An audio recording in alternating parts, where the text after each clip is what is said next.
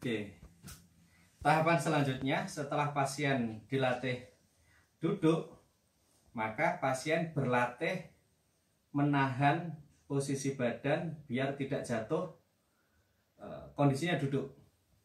Nah, contoh, jadi start awal tetap kita latih duduk, atau beberapa kasus kalau pasien sudah bisa mulai duduk, kita suruh dorong kakinya ke sebelah sini, terus pelan-pelan. Nah, kita bantu tangannya, suruh megang kita. Nah, dia sudah ada tenaga, yuk tarik 1, 2, 3 hap. Nah, ini kita bantu, ini kita turunkan seperti ini. Nah, kegiatan sehari-hari pasien jika sudah bisa duduk tegak, maka dia tinggal menegakkan badan. Ini kegiatan harian pasien. Setelah itu pasien dikasih pegangan, bisa handle, bisa tongkat dan sebagainya. Tugas dia adalah menarik badan dia untuk tegak seperti ini. Nah, dia narik. Nah, misalnya ini handle. Nah, rebah gini, tarik. Nah, badan dia seperti ini. Dia narik terus. Nah, targetnya apa? Lumbarnya semakin aktif, semakin kuat. Nah, coba gerakannya seperti ini. Tarik badannya. Tarik. Nah, seperti ini. Oke, lakukan lagi. Nah, seperti ini. Tetap yang difungsikan adalah tangan yang sehat. Tangan yang sakit, sementara kita biarkan pasif seperti itu. Oke. Setelah pasien mampu untuk duduk, treatmentnya adalah memijat lagi. Tulang belakang, kanan kirinya tulang belakang, kemudian tangan yang sakit. Perhatikan cara memijat saya. Nah, jika pasien sudah bisa duduk, maka kita kasih kesempatan pasien untuk duduk dan menjaga keseimbangan. Kita fokus ke tangan yang sakit. Gerakan memijat saya seperti ini, meremas ke arah bawah. Kemudian berlatih menggerakkan ini. Gerakannya seperti ini. Jika tidak sakit, boleh kita naikkan seperti ini. Nah, biasanya ini sudah maksimal. Beberapa kasus ini sudah terasa sakit. Berarti latihannya cukup seperti ini. Nah, jangan melatih seperti ini. Dia akan nangis kesakitan. Kenapa? Daerah sini masih terkunci. Maka fokus saja melatihnya seperti ini.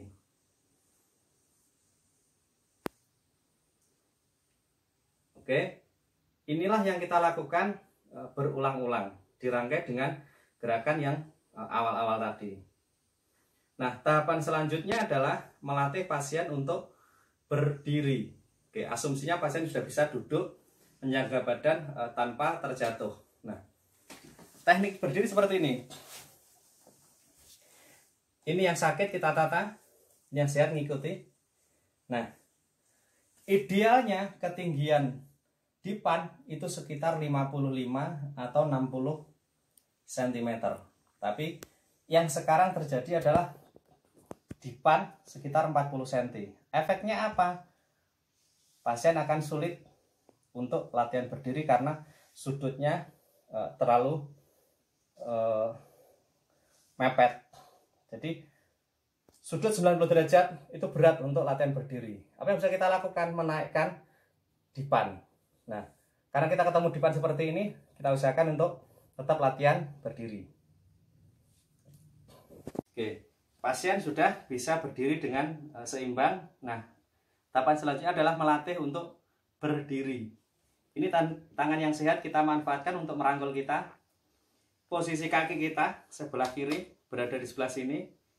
Kaki kanan berada di tengah-tengah kaki pasien, seperti ini. Nah, beberapa orang itu melakukan kesalahan seperti ini. Nah, dia berada di sini, atau kaki berada di sini. Ini salah. Karena bisa mengakibatkan saraf kejepit bagi terapisnya. Nah, ini yang saya rekomendasikan. Kaki kiri berada di luar, kaki kanan berada di tengah, atau sebaliknya. seperti ini. Nah, gerakan kita seperti ini. Lifting, naik turun. Nah, ini contohnya untuk kasus ini. Nah, kaki kiri saya berada di luar, kaki kanan berada di dalam. Nah, ini suruh ngerangkul ke kita, karena ini kaki tangan yang sehat. Kemudian badan kita seperti ini, tangan kita seperti ini. Nah, hitungan ketiga, kita suruh untuk mancal, untuk menekan. Pakai kaki yang sehat. Yuk, contohnya seperti ini. 1, 2, 3, berdiri. Nah, begitu bisa berdiri, langsung mepet badannya ke tubuh kita. Ini menekan sini lagi. Nah, pada saat berdiri, gunakan kesempatan untuk memijat daerah lumbar sampai cervical. Ya, jadi cervical, torakal, lumbar, fokus di lumbar. Nah, setelah itu kita kembalikan ke posisi duduk. Hati-hati, gerakannya seperti ini, duduk. Nah, perhatikan kaki saya menjepit kakinya pasien. Ya, saya ulang. Ketika duduk, maka gerakannya seperti ini. Perhatikan kaki saya. Nah, ini dijepit seperti ini. Kenapa? Jika pasien tidak kuat, ini bisa mengamankan. Oke, jika pasien sudah kuat, duduk sendiri, kemudian mampu menarik badannya seperti ini, kemudian tegak seperti ini. Nah, tahapan selanjutnya adalah pasien berlatih untuk berdiri. Nah, alat bantu yang sering kita gunakan adalah walker, yaitu alat bantu yang seperti ini. Pasien berdiri menggunakan itu, atau menggunakan tongkat, atau menggunakan krep. Nah, untuk melatih berdiri, tenaga yang digunakan adalah tenaga di tangan dan kaki yang sehat. Artinya, ketika berdiri, maka kaki kanan yang melakukan gerakan ngangkat badan, setelah itu bertumpu di kaki kanan. Karena kaki kiri masih belum begitu optimal fungsinya.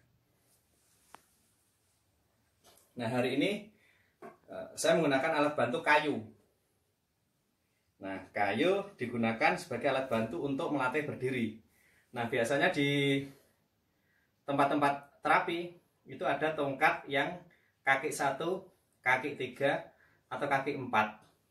Nah, itu biasanya digunakan untuk membantu pasien untuk berdiri ataupun jalan. Nah, kita ilustrasikan seperti ini. Pasien sudah bisa memegang seperti ini. Kaki kanan sudah mulai kuat, kaki kiri dan tangan kiri masih belum begitu kuat. Nah, kita uji coba apakah pasien sudah bisa berlatih untuk berdiri. Nah, perhatikan posisi kita bisa seperti ini, bisa seperti ini, kondisional. Nah, kita ilustrasikan seperti ini. Oke, pasien nanti menggunakan kaki yang sehat untuk mengangkat badan. Ini untuk menjaga keseimbangan. Kita membantu jika tenaganya masih kurang. Yuk, persiapan. 1, 2, 3. Nah, perhatikan. Nah, jika belum kuat, maka kaki kita sanggah di sini. Atau kita sanggah sini. Begitu nggak kuat, dia duduk di kaki kita. Coba duduk. Nah, ini aman. Jika pasien nggak kuat, kalau kaki nggak ada di sini, dia akan terjatuh. Reaksinya apa? Ini bahaya. Saya ulang. Jika dipanjat terlalu rendah, gunakan kaki kita sebagai penumpu, sebagai pengaman pasien jika jatuh. Yuk, siap, berdiri. 1, 2, 3. Kaki masih berada di sini. Nah, pasien duduk dulu. Duduk. Nah, ini aman. Kemudian kita latih lagi untuk berdiri.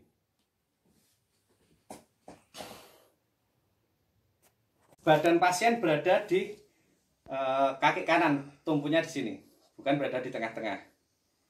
Nah, setelah kuat 3-5 detik, kita kembalikan ke posisi duduk. Nah, yuk, 1, 2, 3. Perhatikan kaki saya sebagai pengaman.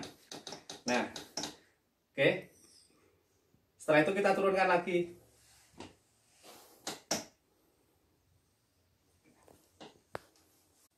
Lakukan kegiatan itu berulang dengan berbagai varian.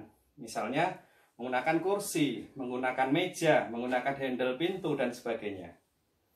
Nah, tahapan selanjutnya adalah dia berusaha berdiri sendiri. Kemudian kita sekedar membantu, karena kalau sudah posisi pemulihan, pasien yang aktif, terapis membantu sekitar 20-30% doang. Oke, perhatikan kursi atau tempat duduk atau dipan ternyata berpengaruh signifikan terhadap proses berlatih berdiri. Nah, ini kita gunakan kursi yang sangat rendah, sekitar 40 cm. Perhatikan sudut kaki seperti ini. Beberapa kasus pasien yang sudah mulai berlatih berdiri, jika menggunakan ini, kursi yang rendah, maka pasien tidak akan pernah bisa berlatih berdiri. Kesalahannya bukan pada pasien, tetapi pada alat yang digunakan. Nah, perhatikan seperti ini. Oke, sekarang kita ganti. Jika menggunakan kursi yang agak tinggi, coba berdiri. Berdiri biasa. Oke, tunggu.